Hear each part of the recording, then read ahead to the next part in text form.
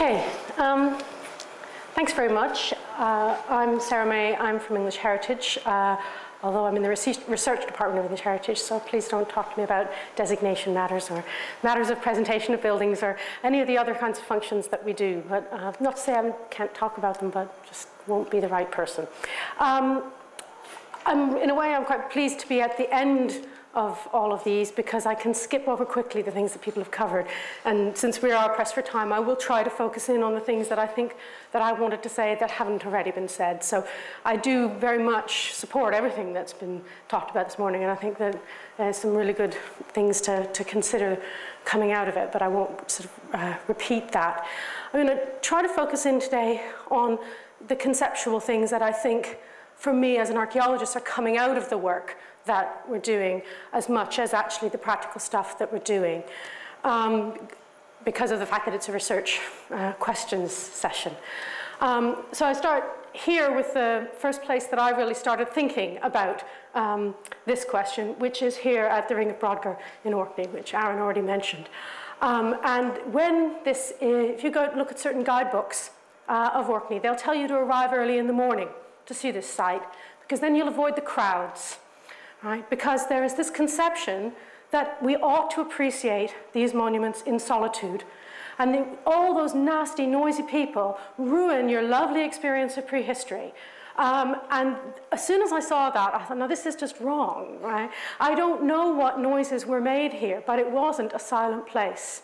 And I think that's the thing that I'm most kind of interested in the work that I'm doing, is simply trying to make prehistory a noisy place. And what kinds of noises and what that means is something we can explore. But we have to know that it wasn't silent.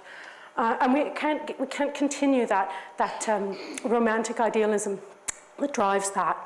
So what are the implications, the conceptual implications of that silent past? Well, first of all, there's a restricted consideration of sensation, and Aaron's really explored some of this already. The fact that if we're going to do multisensory archaeologies that are embodied and about experience, well, we can't do that in silence. So we have to do something there. And again, that there's no real bodily understanding. And there's so much archaeological theory that's about bodily understanding at the moment. But when you read a lot of this stuff, it constantly talks only about movement and sight and doesn't talk about sound. Partly because, as we've discussed, it is hard. But then there is also this retrodiction of contemporary and historical ideas of reverence. So if we think about places that are silent, this, again, in Orkney, if we're going to stay there on the same trip that I went to Brodgar, I went to Kirkwall Cathedral, St. Magnus's Cathedral in Kirkwall. When you open the doors of this building to go in, the thing you're struck with is silence. It's the blocking of sound. Did that go? Is it back again? Okay. The blocking of sound from the outside world, the blocking of the ambient sound is so strong in this place that you have this real sense of reverence. And I was overwhelmed by that sense when I first went to this place, a sense of if this has been a place of worship for a very long time. And I realized that, you know, my own perception of what worship and reverence is deeply embedded in this notion of silence. And that is about relations of power in the post-medieval period, but what is the right way to be in front of God? And the right way to be in front of God is quiet, right? But that's not necessarily the case for the past. So we're retrodicting notions of what reverence ought to be. And we're also then extending that sense of reverence out from areas that might have been associated with reverence into areas, into the broader landscape as well. And again, I've just flicked here. I was looking for images of solitude on Google. So I did Google images of solitude. And it's always this one person, right? One person sitting in an empty landscape. And this is very much what an awful lot of the kind of visual work in archaeology is about. It's the one person going out and surveying, one person sitting in a monument, one person looking at a monument. And that's, you know, that's not really what a model of the past that I'm ever seeing. I'm never seeing somebody saying that in the Neolithic period, people wandered around the landscape by themselves. So when we're, as archaeologists, trying to appreciate those landscapes, we've got to get away from that notion of solitude and look at what kinds of communities and communal experiences might be being had. Which is great to see Guy's stuff with the audience in place in the Odeon. I think that's the stuff that I'm really excited by. when we think about the wider landscape, in any kind of agricultural circumstance, it isn't about one person, it's always about lots of people. I mean, okay, harvest is an extreme example of when you have lots of people in an agricultural landscape. But our notions of harvest today, again, because of the technological differences, people have forgotten very quickly that harvest used to be a very noisy, very community-based, very communal experience. And so in terms of the general experience of the landscape, people were in groups. People were making noises in those groups. People were having those experiences, and we need to think about that in that really bodily way. So if we think then about these past soundscapes, there's three kinds of things that we can look at and try to inquire into. The sounds produced, the acoustic properties of the places where those sounds were produced, and the sounds that are experienced by the people that are in them. And we've had people today talking about stuff on sounds produced and on acoustic properties of place, and indeed on sounds experienced. And I think one of the things that when we're looking at those groups later, is that different people have different expertises in those three areas. But in many ways, it's the sounds produced which seems to be the most bedeviled. People are most nervous about actually, okay, but what were the sounds?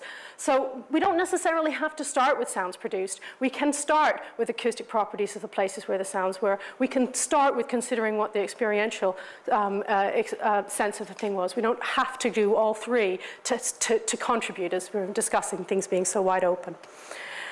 So to get on to the small piece of work that I've done here at Silbury Hill, it was part of a much larger project that we were doing at Silbury to repair a very large hole in it.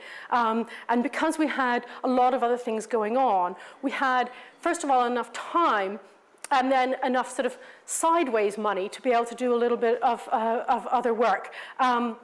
And the time thing was that at the beginning of the work, it was noticed that if you had a conversation here, it could be heard here. It was noticed because people were having conversations they didn't particularly want to have here. And they thought that as they were here, they were fine. It turned out it wasn't.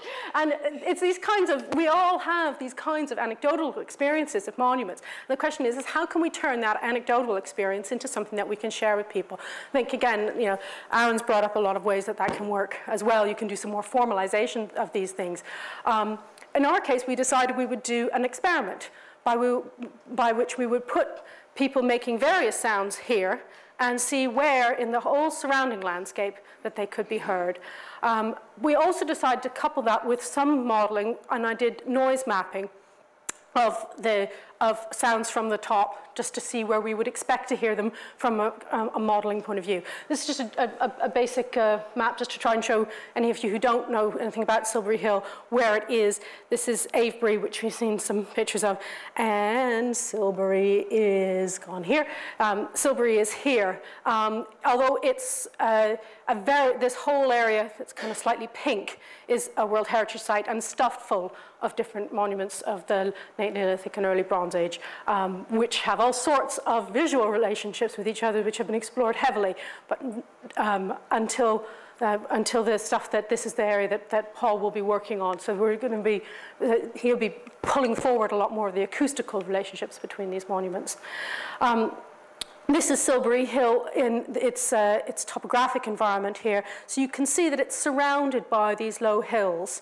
Up here, the downs are rising up. This is called Wadden Hill here. And this is quite an important point called the Swallowhead Springs, which, depending on how you cut it, could be seen as the source of the Thames. So it's quite an important set of springs just there. So it's in a very important landscape position, and it's in a very, very specific landscape position. Now, whether that specific landscape position was chosen partly for its acoustic properties is a different question. So just to start with that modeling that we did, this is a noise map of really a dummy parameter of noise coming off the top of the hill. It's interesting shape. First of all, I was very surprised when I saw this because I knew from our anecdotal evidence that you could hear the yellow areas are areas where you would